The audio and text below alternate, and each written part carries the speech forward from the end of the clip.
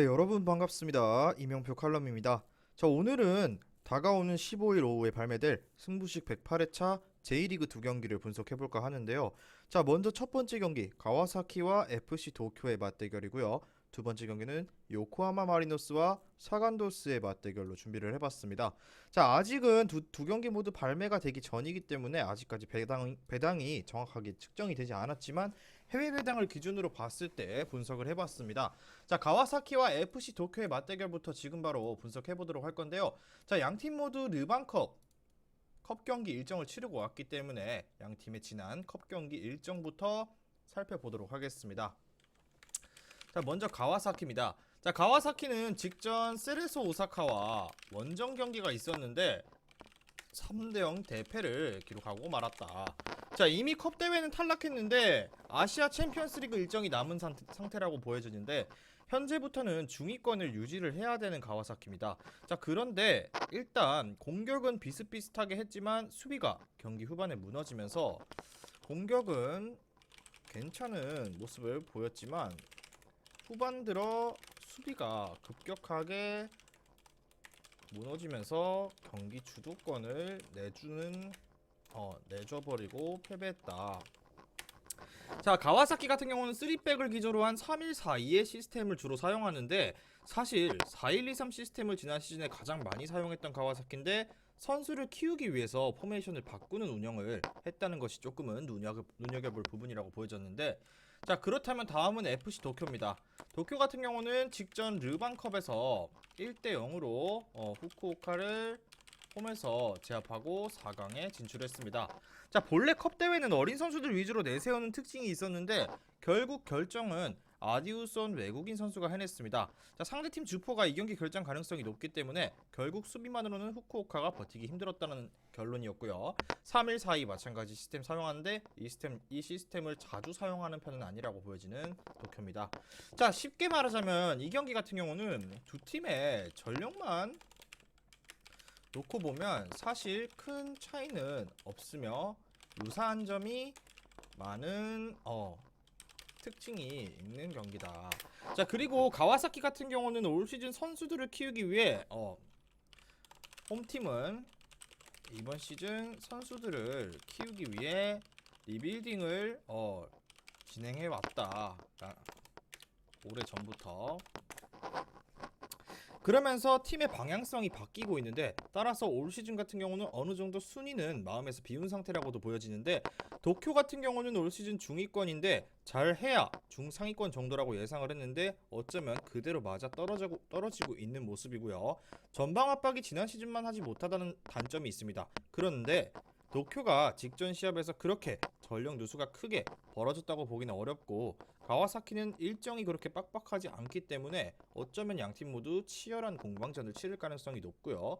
전력상의 큰 편차도 없기 때문에 굳이 선택을 하자면 무승부 쪽 접근이 저는 가장 유력해 보였다고 말씀드리겠습니다.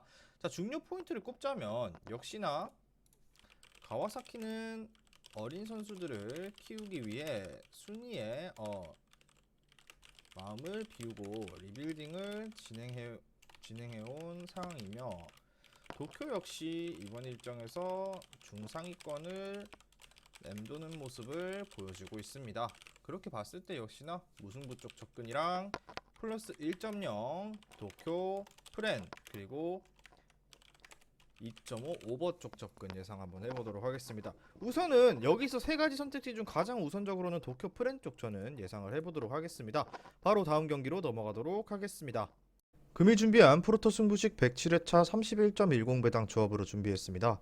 조합이 궁금하신 분들께서는 영상 끝까지 시청하시고 영상 아래에 고정된 댓글에 링크를 클릭하셔서 수익방 입장하시면 매일마다 승부식 주력 조합, 고배당 조합까지 한 조합씩 무료로 받아보실 수 있습니다. 다음 경기는 요코하마 마리노스와 사간도스의 맞대결로 준비했습니다. 자, 이 경기 같은 경우는 그래도 앞서 말씀드린 가와사키와 도쿄보다는 조금은 체급차가 있는 유형의 팀인데 먼저 요코마리부터 살펴보도록 하겠습니다. 자, 요코하마 같은 경우는 직전 홈 르반컵 경기에서 삿포로를 상대로 3대0으로 완파하며 원정에서의 패배를 서력하는데 성공했습니다. 자, 이로써 요코하마는 4강에 진출했는데 워낙 전력 자체가 탄탄한 팀이었고, 다만 이런 팀들의 특징이 있다면 전력 차이가 상대 팀과 나는 경우가 많기 때문에 경기를 뛰어가면서 몸을 풀어가는 현상이 드러났는데, 그런데 직전 시합은 다소 작정하고 나선 것이 보였고 경기 초반부터 상대를 압도하면서 강팀다운 면모를 잘 보여줬다라고 정리할 수 있겠습니다. 다음은 원정팀 사간도스입니다. 자, 사간도스 같은 경우는 홈에서 히로시마에게 2대0 패배를 기록했는데, 경기 내내 상대의 공세를 막는데 정신이 없어 보였고 슈팅 시도도 3대15로 완전히 밀리면서 이렇다 할 찬스를 만들지 못했다. 자, 그리고 상대가 4-2-3-1 시스템을 사용했는데 이날 측면을 제대로 막지 못하면서 두 골을 헌납했던 모습도 조금은 눈여겨볼 부분이라고 볼 수 있는데, 자, 쉽게 말하자면 이 경기 같은 경우는 빠르게 결론을 말씀드릴게요. 가장 걸기 편한 경기, 3경기 중 가장 걸기 편한 경기라 생각했고요.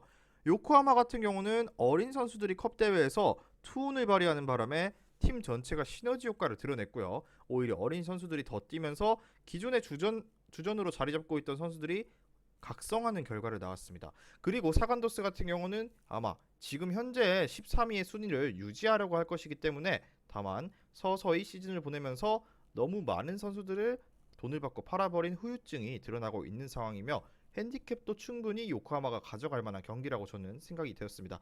다만 언더 오버의 경우 같은 경우는 조금은 애매한 시합이라고 느껴져서 저는 일단은 언더 쪽 접근 예상해 볼게요. 자, 중요 포인트를 적자면 요코하마는 어린 선수들이 톤을 발휘하며 팀 전체에 시너지 효과를 가져다주고 있는 반면 사간도스는 선수들의 이적으로 인해 점점 힘이 빠지고 있는 상황입니다. 이렇게 정리를 하고 요코하마 승에 요코하마 마이너스 1.0 핸디 승에 2.5 언더 쪽 접근 한번 예상해 보도록 하겠습니다. 자, 오늘 준비한 J리그 2경기 분석은 여기까지고요. 최종 조합이 궁금하신 분들께서는 영상 끝까지 시청하시고 영상 아래에 고정된 댓글에 링크를 클릭하시면 경기 시작 직전에 공유되는 주력 조합, 고배당 조합까지 한 조합씩 무료로 받아보실 수 있으니까요. 많은 문의 부탁드리면서 저는 내일 경기 분석으로 돌아오도록 하겠습니다. 미리 말씀드리지만 제가 프리뷰해드린 내용은 말 그대로 내용 분석입니다. 수익으로 이어지는 최종 조합은 유튜브에 공개할 수가 없기 때문에 현재 영상 고정 댓글로 카톡 주시면 경기별 실시간 라인업 및 심판 성향까지 분석한 최종 조합 드리겠습니다. 저를 모르시는 분도 건승하시는 하루 되세요.